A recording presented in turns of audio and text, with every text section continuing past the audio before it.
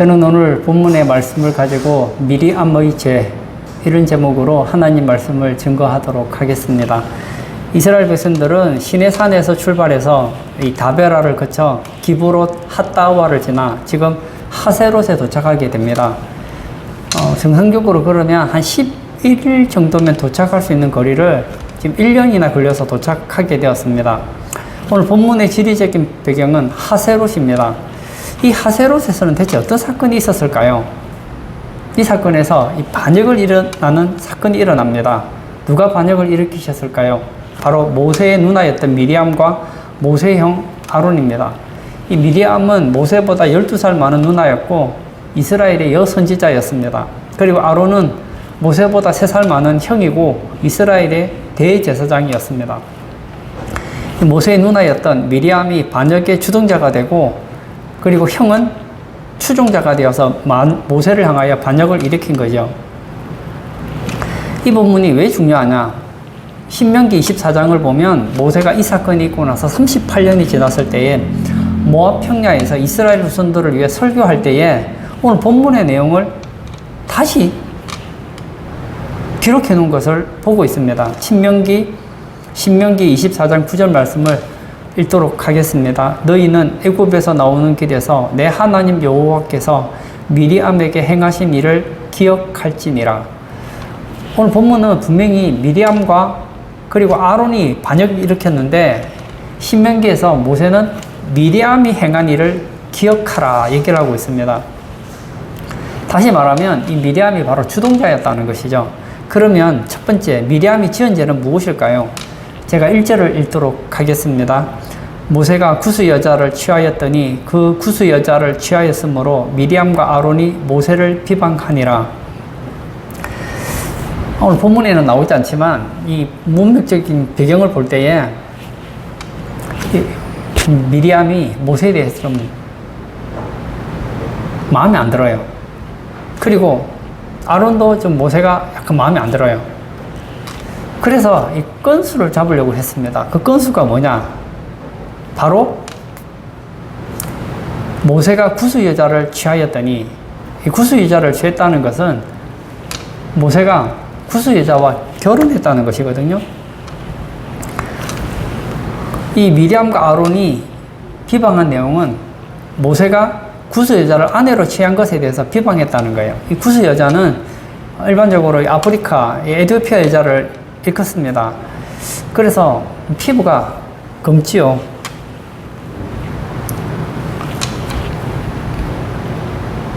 보통 그 이스라엘 사람끼리 결혼을 하는데 이 모세가 흑인 여자를 아내로 취하니까 그의 누나와 형이 비방을 했다는 거예요. 근데 잘 성경을 보면 알지만 하나님께서는 피부색이 다르다고 결혼하지 말라고 한 적이 없어요. 단지 하나님이 금하신 것은 가나안 여인과 결혼하지 말라는 거였어요. 왜냐하면 이 가나안 7족은 우상을 숭배하는 자들이었기 때문에 우상 숭배에 빠진 딸들과 결혼하게 되면 그런 여자들을 아내로 삼으면 우상 숭배를 할 가능성이 높았기 때문에 가나안 여인은 아내로 취하지도 말고 며느리로 삼지 말라고 했습니다. 그러나 하나님은 이 구스 여자를 아내로 취하지 말라는 말씀을 하신 적이 없다는 거예요. 그리고 지금 모세의 나이가 몇 살입니까? 지금 오늘 본문 배경을 보면 모세의 나이가 80살 때 출애굽을 했잖아요. 그리고 지금 1년이 지나고 2년차가 접어드니까 81~2살 정도 됐다고 봐야 돼요. 우리나라 나이로 치면 한 82살 정도 된 나이가 되는 거죠. 그런데 지금 90 넘은 누나와 형이 너는 왜 구스 여자랑 결혼했느냐 하고 비방한다는 거예요. 생각해 보세요. 내 나이가 지금 몇 살입니까? 내 나이가 지금 80이 넘었어요. 지금 이 나이에 내가 결혼하는 거 누나, 형 눈치 보면서 결혼하겠습니까? 겉으로 볼 때는 미리암과 그리고 아론이 왜 모세는 피부색이 검은 구스 여자랑 결혼하느냐? 이스라엘 지도자가 외국인과 결혼해서 되느냐, 그런 비방이었어요. 그러나 이것은 표면적인 비방이고 이것은 전략적인 디딤돌이지 진짜 시비를 걸고 있는 이유는 따로 있었다는 거예요. 2절을 제가 또 읽겠습니다. 그들이 이르되 여호와께서 모세와만 말씀하셨느냐 우리와도 말씀하지 아니하셨느냐 하매 여호와께서 이 말을 들으셨도다. 이 말이 핵심입니다. 무슨 얘기입니까? 하나님께서 모세와만 말씀하셨느냐 우리와도 말씀하지 않았느냐 이거예요.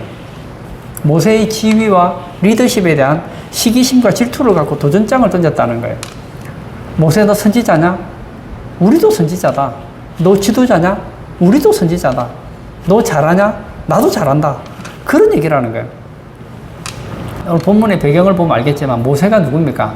지금 이스라엘을 출애굽시킨 불세출의 영웅 아닙니까? 이스라엘 백성들이 문제가 생기면 누구를 찾아갑니까? 여선지자 미디암을 찾아갑니까? 아니면 아론을 찾아갑니까? 모세를 찾아가잖아요. 항상 그들의 관심사는 모세에게 있었어요. 그뿐만이 아니에요. 하나님은 누구랑 대화하십니까? 기본적으로 모세랑 대화하는 거예요. 그러니 누나와 형이 생각할 때는 좀 섭섭할 마음이 가질 수도 있을 것 같아요. 더군다나 미리암이 누굽니까? 모세의 생명의 은인입니다. 이 출애굽기 앞장으로 가보면 이 히브리인들을 싫어했던 히브리인의 적대자가 되는 바로라는 왕이 등장합니다. 그래서 어떻게 하죠? 이스라엘은 노예가 아닌데도 불구하고 노예로 삼습니다. 그뿐만이 아니라 혹시나 이 히브리 민족들이 반역을 하고 나가지는 않을까 겁이 나서 얼마나 괴롭히는지 몰라요. 그리고 히브리 사내를 낳으면 나일강에 던져 죽이라고 명하기도 합니다. 이 모세의 아버지였던 아므람과 어머니 요게벳이 아들을 낳았는데 아들이 준수예요. 야, 하나님께서 어쩌면 이 아이를 통해서 놀라운 일을 할지도 모른다. 그런 기대감을 가졌는지 숨겨요. 실제로는 애를 강물에 던져야 되는데 석 달이 지나도록 길렀는데 이제 아이가 크니까 막 아이가 울고 이렇게 해서 들키면 이제 다 죽으니까 할 수 없어서 모세를 갈대 상자에 넣어서 나일강에 띄워보냅니다. 야, 하나님의 은혜가 있었죠. 그 애굽의 왕 바로의 공주가 하필이면 그때 그 나일강에 목욕하러 나온 거예요. 보았더니 갈대 상자가 떠내려오는 거예요. 봤더니 그 속에 누가 있느냐? 사내 아이가 울고 있는 거예요. 아, 이 아이는 히브리 아이구나. 근데 이 공주는 결혼을 하지 않았으니까 아이가 없잖아요. 뿐만 아니라 뭐 아이를 먹이려면 젖이 있어야 되는데 젖이 안 나오잖아요. 그때 미리암이 가서 얘기를 하는 거죠. 12살 된 미리암이 이 공주에게 얘기를 하죠. 제가 이 아이를 위해서 유모를 소개해드리고 싶습니다. 처음 본 아이예요. 그럴 때 하나님이 또 도우셔서 모세의 어머니를 데려오게 되잖아요. 그래서 이 미리암, 이 어머니 요게벳을 유모로 데려와서 모세는 친어머니의 젖을 먹고 자라게 됩니다. 그리고 돈을 받아요. 자기 자식을 키우면서 돈을 받아요. 뿐만 아니에요. 어머니를 통해서, 아버지를 통해서 무슨 교육을 받습니까? 신앙 교육을 받아요. 하나님이 누군지를 보게 되죠.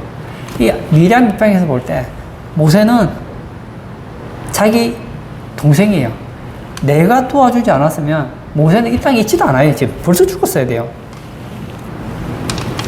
아론도 마찬가지입니다. 내가 그래도 명색이 대제사장이에요. 근데 하나님께서 자기보다는 자기 동생만을 위하시니까 이 시기심이 발동될 만도 합니다. 근데 여러분, 오늘 본문을 통해서 우리가 알아야 될 것이 이 시기와 질투는 대수롭지 않은 죄가 아니라는 겁니다. 이건 엄청난 죄예요. 잠언 27장 4절에 부는 잔인하고 노는 창수 같거니와 투기 앞에 누가 서리요? 사람이 투기하고 시기하면 그 앞에 설 수 있는 사람은 아무도 없다는 거예요. 부부관계 중에서 제일 무서운 병이 의부증과 의처증이라고 하잖아요. 아내를 의심하고 믿지 못하기 시작하면요, 이 약으로도 고칠 수 없어요. 갈라디아 5장 21절에도 이런 말씀이 있습니다. 투기와 술 취함과 방탕함과 또 그와 같은 것들이라 전에 너희에게 경계한 것 같이 경계하노니 이런 일을 하는 자들은 하나님의 나라를 유업으로 받지 못할 것이요. 투기하는 자와 시기하는 자는 하나님의 나라를 유업으로 받지 못한다고 했습니다. 그리고 26절에도 헛된 영광을 구하여 서로 노엽게 하거나 서로 투기하지 말라. 성경에는 이 투기에 대해서 굉장히 안 좋게 얘기를 하고 있어요. 야고보서 3장 16절에도 시기와 다툼이 있는 곳에는 혼란과 모든 악한 일이 있음이라. 시기하면 어떤 일이 일어난다고요? 그곳에는 혼란과 모든 악한 일이 일어난다는 겁니다. 예수님께서 십자가에 못 박혀 죽었죠. 그 이유가 무엇입니까? 이스라엘 종교 지도자들이 예수님을 시기했기 때문이에요. 보니까 나보다 배운 것도 없는 것 같아요. 똑똑하지도 않아요.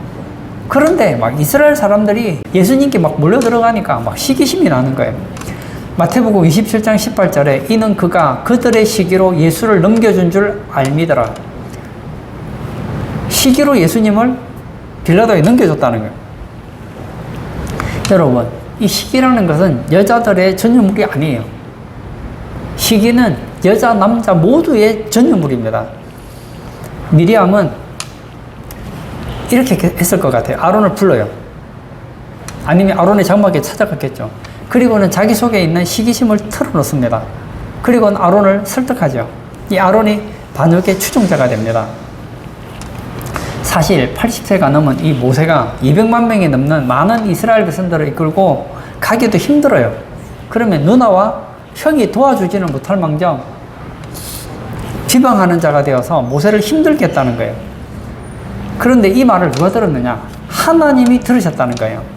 두 번째, 이 말을 들으신 하나님의 반응은 무엇인지 살펴보려고 합니다. 2절을 제가 다시 읽겠습니다. 그들이 이르되 여호와께서 모세와만 말씀하셨느냐 우리와도 말씀하지 아니하셨느냐 하매 여호와께서 이 말을 들으셨더라. 하나님께서는 다 듣고 계시더라는 거예요. 우리나라 속담 이런 말이 있죠. 낱말은 새가 듣고 반말은 쥐가 듣는다. 맞습니다. 우리가 낮에 한 말은 새가 듣고 밤에 하는 말은 쥐가 듣는다고 해요. 근데 압니다. 새가 없고 쥐가 없다고 해도 하나님은 다 듣고 계신다는 거예요. 하나님께서는 모세를 비방하는 이야기를 들으시고 반응을 하십니다. 4절 여호와께서 갑자기 모세와 아론과 미리암에게 이르시되 너희 세 사람은 회막으로 나아오라 하시니 그 세 사람이 나아가매 하나님께서 갑자기 이 일에 개입을 하셨다는 거예요. 하나님께서 왜 개입하셨느냐? 모세는 5년 사람이었어요. 지금 누나와 형이 막 모세를 비방하는 거예요. 근데 모세는 5년 사람이었기 때문에 아무 말도 안 해요. 여러분, 우리가 하나님의 사람인데 우리가 그 사람을 대적하지 않으면 하나님이 어떻게 하느냐? 하나님께서 직접 개입하실 때가 있다는 거예요. 그래서 미리암과 아론에게 벌을 주셨습니다. 이 반역의 주동자였던 미리암은 나병에 걸리는 중병에 걸리게 되었다는 거예요. 여러분, 우리가 이 성경에서 중요한 신앙의 원리를 발견하게 되는데 그게 뭐냐? 하나님은 하나님을 존중히 여기는 자를 존중히 여기고 하나님을 멸시하는 자를 경멸한다는 겁니다. 따라서 우리가 하나님을 존중히 여기면 하나님 우리를 존중히 여겨요. 내가 하나님을 멸시하면 하나님도 나를 경멸한다는 거예요. 그래서 저는 우리 성도님들이 신앙생활을 하면서 하나님께 대하여는 나쁜 말하는 습관을 버리는 습관을 가지기를 축복합니다.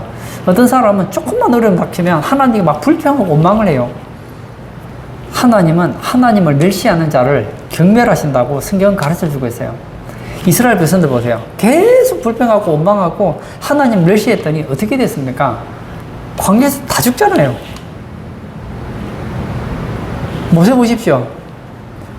늘 하나님의 영광을 생각하고 하나님을 생각하는 하나님의 사람 아니었습니까? 그러니 모세가 어려운 일 당할 때 하나님께서 모세를 존중히 여기시더라는 걸 우리는 보게 되거든요. 하나님께서는 미리암과 아론을 부릅니다. 그리고 얘기하죠. 너는 선지자 맞다. 너는 대제사장 맞다. 그러나 너희들보다는 모세가 더 월등하다. 그렇게 인정해 주셨다는 거예요. 이 성경에 보면, 히브리서 3장에 보면 하나님께서는 이 모세라는 사람을 등장을 시켜요. 모세와 예수님을 대조를 해요. 물론 예수님은 주인이고 모세는 종이죠. 왜 대조를 합니까? 하나님 볼 때 예수님 빼고는 모세를 그렇게 높고 우월한 사람으로 대접을 해주고 있더라는 거예요. 그리고 모세가 얼마나 대단한 사람이냐, 나중에 하나님께서 이렇게 말씀하시잖아요. 내가 나중에 모세와 같은 선지자를 세우겠다. 그 모세와 같은 선지자가 누굽니까? 예수님이잖아요. 모세는 예수님의 모욕과 같은 사람이에요. 보십시오. 미리암과 아론보다 왜 모세는 우월한 선지자일까요? 여기엔 두 가지 이유가 있습니다. 첫 번째, 다른 선지자들의 경우에는 꿈이나 이상으로 말씀을 하셨습니다. 아마 미리암도 하나님께서 말씀하시는 걸 들었을 겁니다. 어떻게 들었을까요? 꿈이나 이상으로 들었어요. 그런데 모세에게는 꿈이나 이상으로 보여주신 게 아니고 말씀하시고 은밀한 말로 하지 않으셨다는 거예요. 여러분, 꿈과 이상이라는 것은 뭐가 필요하냐? 해석이 필요합니다. 여러분, 예를 들어서 여러분 영몽을 꼈다고 한번 생각해 보세요. 성경에 보면 이 특별한 꿈을 꾼 사람들이 여러 명 나오거든요. 예를 들면 애굽의 왕 바로가 7년 풍년과 7년 흉년에 대한 꿈을 꿔요. 꿈을 꿨는데 이걸 해석을 못 하는 거예요. 그래서 그 꿈을 누가 해석해 줍니까? 요셉이 해주잖아요. 느부갓네살이 꿈을 꿔요. 어떤 신상에 대한 꿈을 꾸는데 해석을 못 하는 거예요. 왜죠? 이런 꿈이라든지 이상은 해석이 필요해요. 다니엘서를 보면 나중에 다니엘이 꿈을 꾸고 이상을 보잖아요. 보는데 다니엘도 그 이상을 다 해석을 다 못했어요. 그런데 하나님이 직접 말씀하시면 이건 뭐 100% 알 수밖에 없잖아요. 모세는 하나님의 계시를 직접 받아서 책을 쓴 사람입니다. 그 성경이 뭐죠? 우리가 읽고 있는 모세오경이에요. 창세기, 출애굽기, 레위기, 민수기, 신명기. 이 성경 얼마나 양이 많습니까? 이 방대한 내용을 하나님께서 모세에게 직접 주셔서 기록한 책이라는 거예요. 여러분, 혹시 미리암 1경, 뭐 아론 2경, 뭐 그런 얘기 들어본 적 있으세요? 없잖아요.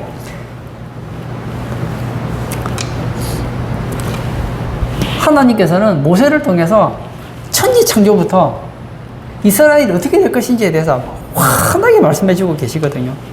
히브리서 3장 5절에서 6절에 보면 또한 모세는 장래에 말할 것을 증언하기 위하여 하나님의 온 집에서 종으로 신실하였고 그리스도는 하나님의 집을 맡은 아들로서 그와 같이 하셨으니 우리가 소망과 확신과 자랑을 끝까지 굳게 잡고 있으면 우리는 그의 집이라. 모세는 장래에 말할 것을 증언하기 위하여 하나님의 온 집에서 종으로 신실했다고 얘기를 해주고 있습니다. 요즘으로 말하면 모세는 교회 일꾼이었다는 거예요. 신실한 일꾼이었습니다. 그리고 8절을 제가 또 읽도록 하겠습니다. 그와는 내가 대면하여 명백히 말하고 은밀한 말로 하지 아니하며 그는 또 여호와의 형상을 보거늘 너희가 어찌하여 내 종 모세 비방하기를 두려워하지 아니하느냐. 두 번째는 뭐죠? 첫 번째는 명백히 말하는 것이었어요. 은밀한 말로 하지 않는 거였어요. 두 번째는 여호와의 형상을 본다고 했습니다. 하나님은 영이시기 때문에 하나님을 본 사람이 없고 볼 수도 없고 보면 죽습니다. 여기서 모세가 하나님의 형상을 보았다는 게 무슨 말일까요? 이것은 모세가 하나님과 그만큼 가깝다는 거예요. 모세는 하나님의 지성소에 들어가서 하나님의 영광의 구름 쉐키나를 볼 수 있었습니다. 그러나 대제사장은 달랐어요. 대제사장은 1년에 단 한 번 대속죄일에밖에 못 들어가요. 그러나 모세는 날마다 회막에 들어가서 지성소에 들어가서 하나님의 영광을 보더라는 거예요. 그리고 하나님은 미리암과 아론을 책망합니다.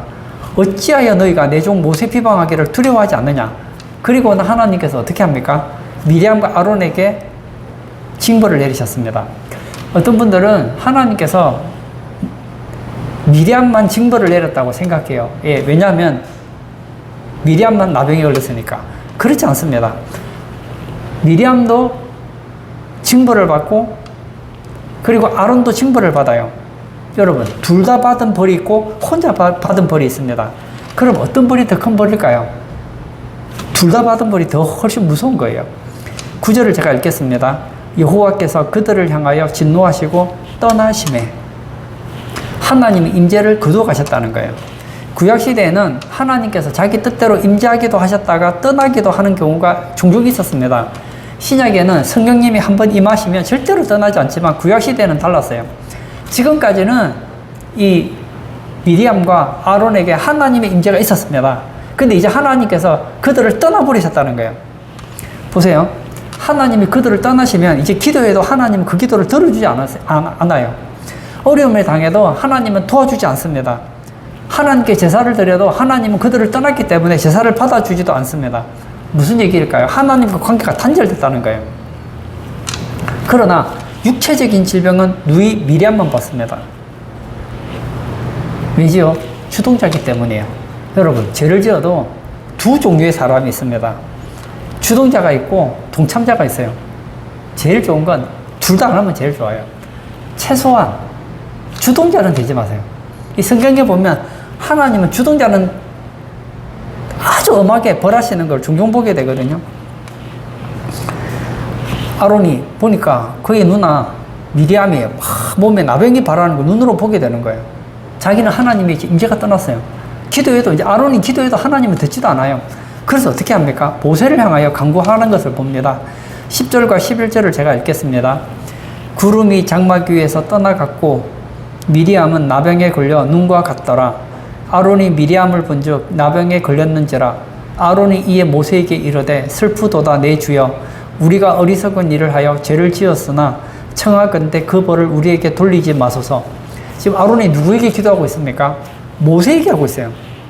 어차피 하나님께 기도해도 하나님은 지금 아론을 떠났기 때문에 기도해도 응답도 안 돼요. 그리고 어떻게 얘기합니까? 모세야, 그래도 너희 누나가 지금 나병 걸렸지 않느냐? 네가 하나님께 대신해서 기도를 좀 해주렴. 그렇게 말하지 않아요. 뭐라고 합니까? 내 주여, 우리가 어리석은 일을 하여 죄를 지었으나 청하건대 그 벌을 우리에게 돌리지 마소서. 이제 아론은 모세를 자기 동생으로 생각하지 않습니다. 어떻게 얘기하고 있죠? 이스라엘의 지도자로, 하나님이 세운 대선지자로 인정하고 있더라는 거예요. 모세는 아론의 이야기를 듣고 하나님께 기도를 합니다. 13절 제가 읽겠습니다. 모세가 여호와께 부르짖어 이르되 하나님이여 원하건대 그를 고쳐 주옵소서. 짧고 간단합니다. 하나님은 이 짧은 기도를 듣고 응답을 해주세요. 제가 이제 우리 교회에서는 제가 대표 기도를 하잖아요. 저는 뭐 그렇게 길게 하진 않아요. 근데 제가 예전에 부모사 때 앉아있으면 이제 주일 대예배 때는 장로님들이 보통 기도하시거든요. 기도하면 얼마나 긴지 몰라요. A4 용지로 몇 장을 해가지고 오시는 분도 계세요. 제가 어릴 때, 중고등학교 다닐 때, 그 더운 여름에 막 장로님이 기도를 10분, 20분씩 하잖아요. 한 20분 기도하면은 기도 듣다가 졸아요. 얼마나 긴지. 기도하다가 예수님의 이름으로 기도합니다 하면 그때 깜짝 놀라서 깨고 그런 적이 많았거든요. 여러분, 기도는 간단 명료하게 하는 게 좋아요. 기도에 대한 좋은 명언이 있습니다. 개인 기도는 길게, 대표 기도는 짧게, 식사 기도도 짧게. 기억하십시오. 저는 식사 기도를 하면 짧습니다. 굉장히 짧습니다. 특별히 뭐 식사를 대접하거나 뭐 기도를 길게 해주기를 바라시는 분이 있으면 조금 길게 하지만 그냥 식사할 때는 엄청 제한 짧아요. 대표 기도할 때도 저는 기도를 그렇게 길게 하지 않습니다. 기도는 개인적으로 길게 하세요. 대표 기도할 때는 하나님의 영광을 위해서, 목회자를 위해서, 교회를 위해서, 나라를 위해서 짧게 기도해도 돼요. 모세 기도는 얼마나 짧습니까? 그 기도를 듣고 하나님께서 응답을 하십니다. 14절 여호와께서 모세에게 이르시되 그의 아버지가 그의 얼굴에 침을 뱉었을지라도 그가 이래 동안 부끄러워하지 않겠느냐? 그런즉 그를 진영 밖에 이래 동안 가두고 그 후에 들어오게 할지니라 하시니, 하나님께서는 말씀합니다. 일주일 동안은 나병에 걸려 고생하게 될 것이다 라고 말씀해 주셨어요. 일주일 동안 기회를 주는 것이죠. 내가 내 동생이라고 해서 너무 시기했구나. 내 동생이라고 해서 너무 내가 무시했구나. 사실은 지금 안 그래도 지금 모세는 이스라엘 백성들한테 스트레스가 엄청 많은 사람이에요. 입만 열면 백성들이 불평불만하잖아요. 거기다가 형과 누나까지 불평불만하고 비방하면 이스라엘 백성들이 좋다고 덤벼들지 않겠어요? 다시 한번 이야기합니다. 교만 질투의 죄는 결코 가볍지 않다는 것을 기억하시기를 바랍니다. 세 번째, 미리암과 아론의 비방에 대한 모세의 반응을 좀 살펴보려고 합니다. 3절을 제가 읽겠습니다. 이 사람 모세는 온유함이 지면의 모든 사람보다 더하더라. 민수기의 저자가 누구냐? 모세예요. 모세가 자기를 가리켜 뭐라고 했느냐면 모세는 온유함이 지변의 모든 사람보다 더하더라. 그냥 들으면 자화자찬하는 것처럼 보여요. 이건 모세가 자기 생각을 말하는 것이 아니라 하나님께서 모세를 평가할 때 모세는 온유함이 지면의 모든 사람보다 더하더라는 거예요. 여러분, 온유함이 무엇입니까? 온유함은 비방이나 공격이 있을 때 직접적으로 반응하지 않는 것입니다. 저도 지금까지 인생을 살아오면서 억지 비방과 공격을 받았던 적이 있어요. 근데 저는 모세처럼 이렇게 온유하지는 못했던 것 같아요. 듣고 나면 막 속에서 막 분노가 올라오는 거예요. 분노가 올라오는 거예요. 그리고 참지요. 하나님 절제시켜 주세요. 절제시켜 주세요. 분노하지 않게 도와주세요. 그런데 모세는 분노도 아니에요.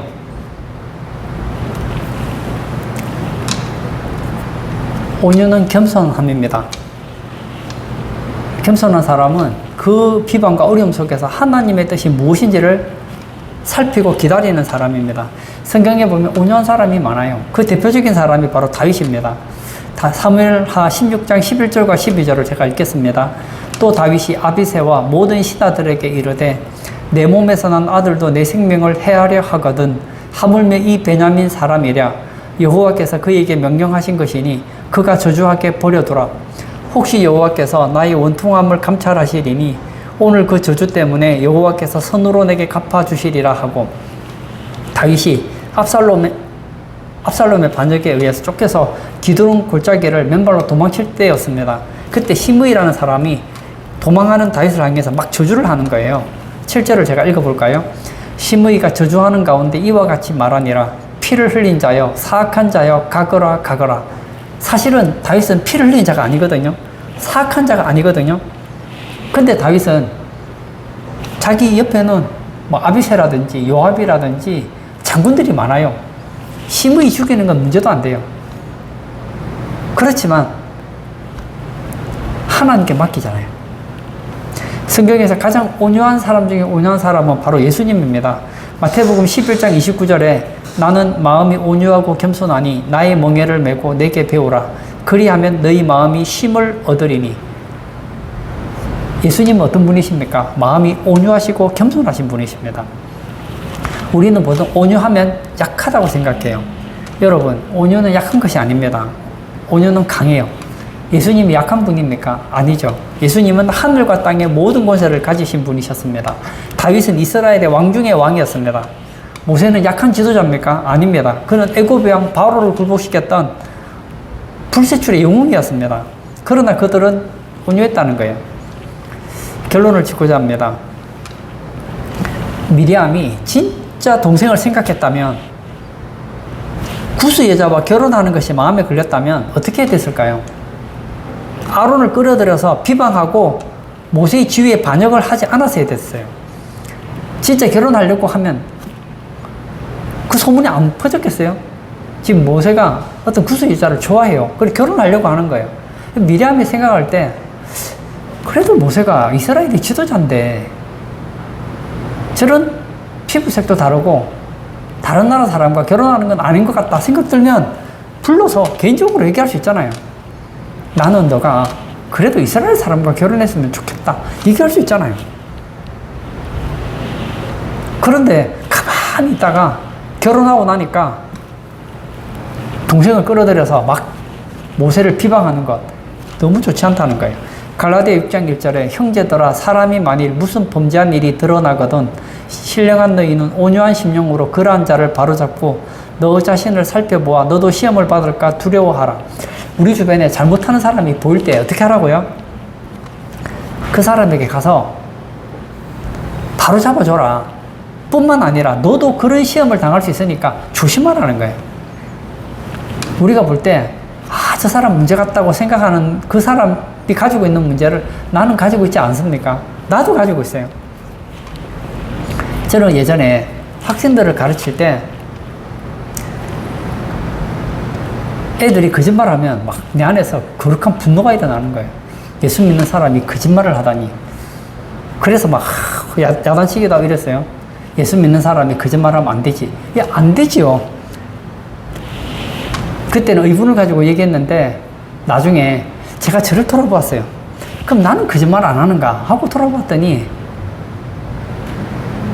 그 애한테 나도 부끄러울 만큼 거짓말을 많이 하고 있는 모습을 봤거든요. 나도 별 수 없구나. 여러분, 내가 손가락질하는 그 사람의 그 죄를 나는 짓지 않느냐? 나도 짓고 있습니다. 그래서 인간을 가르쳐 뭐라고 하느냐? 전적 타락한 존재라고 얘기하고 있습니다. 지금 누나와 형이 동생을 비방합니다. 얘는 비방받아 마땅해 생각하고 있어요. 그런데 사실은 그 비방하고 있는 자기가 그 비방을 받아야 마땅할 죄를 짓고 있다는 걸 그들은 모르고 있었다고요. 아론은 어떻습니까? 아론이 생각할 때 그렇겠죠. 내가 그래도 이스라엘의 대제사장인데 왜 모세가 더 지도자처럼 행세하느냐. 섭섭할 수 있었겠죠. 그런데 잘 생각해보면 아론은 모세에 대해서 비방을 하면 안 돼요.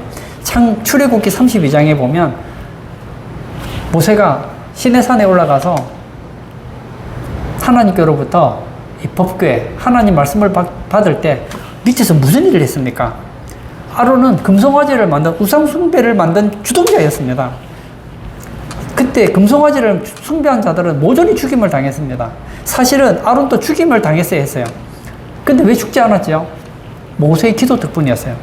그러면 누나가 얘기하는 거예요. 아론아, 모세를 한번 봐.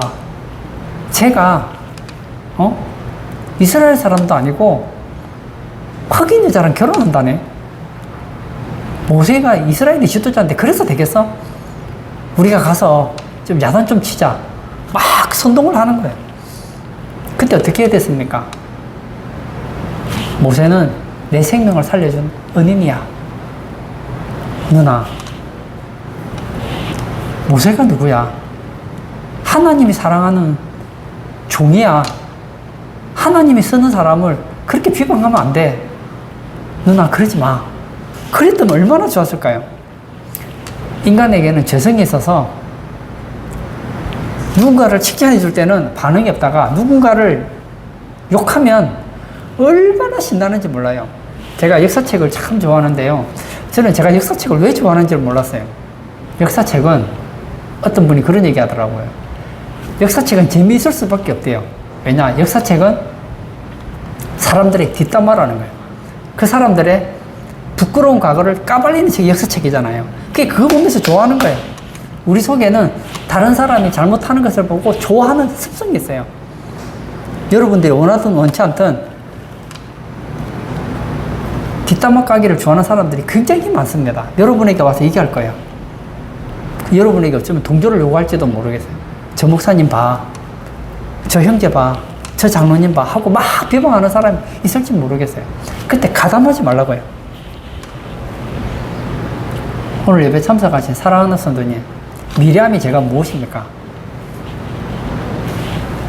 그의 동생을 시기한 거예요. 그리고 자기 혼자 시기하고 비방한 게 아니라 다른 사람을 끌어들인 거예요. 이게 더 큰 죄예요. 쉽지는 않지만 혹시 여러분들이 다른 사람의 잘못을 본다면 비방하지 마시고 그를 위해 축복해 주세요. 여러분에게 누군가가 와서 다른 사람을 비방하거든 동조하지 마세요. 그 사람은요, 다른 데 가서 여러분 욕할 사람이에요. 제가 교회 생활하면서 많이 봤잖아요. 제게 와서 다른 사람 험담하는 그 사람이 다른 사람 만나면 또 내 욕하고 있더라고요. 그래서 저는 누가 제게 와서 다른 사람에 대해 나쁜 얘기를 하면 그 사람이 그렇게 조심스러워요. 내가 그 사람 맞장구 치면 내가 맞장구 친다는 것까지 다른 사람한테 가서 고자질하는 사람이 바로 그 사람들이에요. 누군가가 제게 와서 목사님 누가 이렇더라고요 하고 제게 막 나쁜 얘기를 하면 저는 아무 말도 안 해요. 처음에는 그래요 했더니 시간이 지났더니 제 얘기를 또 다른 사람한테 또 퍼뜨리고 있더라고요. 사실은 모세를 잘못하지도 않았어요. 여러분이 생각할 때 잘못하게 보였지 하나님 모세 편을 들어주셨다니까요. 우리는 다른 사람의 잘못을 혹시 본다면 오히려 그를 축복해주고 그가 그런 죄에 빠지지 않도록 기도하고 나도 그런 잘못을 할 수 있다는 것을 깨닫고 조심하시는 그런 우리 복된 성도님 다 되시기를 축복합니다. 이 시간 한번 같이 기도하기를 원합니다. 이 미리암의 죄는 모든 사람들이 지키기 너무나 쉬운 죄예요. 사람은 다른 사람의 잘못을 보면 비방하고 싶어져요. 보세요. 여러분보다 못한 사람이 여러분보다 잘나면 시기심 생기지 않던가요? 그리고 여러분 마음에 안 드는 사람이 약점을 가졌다. 그러면 비방하고 싶지 않던가요? 다른 사람 만나서 그 사람에 대해서 오줌을 씹듯이 씹고 싶지 않던가요? 우리에겐 그런 마음이 있어요. 그 결과 미디암이 어떻게 됐습니까? 하나님이 미디암에게서 떠나가셨어요. 그리고 미디암은 나병에 걸렸어요. 이 시간 기도할 때 하나님 내 속에는 나보다 잘난 사람을 볼 때 시기심이 있습니다. 다른 사람의 잘못을 보면 비방하고 싶어하는 마음이 있습니다. 그리고 다른 사람들과 그 잘못을 공유하고 싶어하는 마음이 있습니다.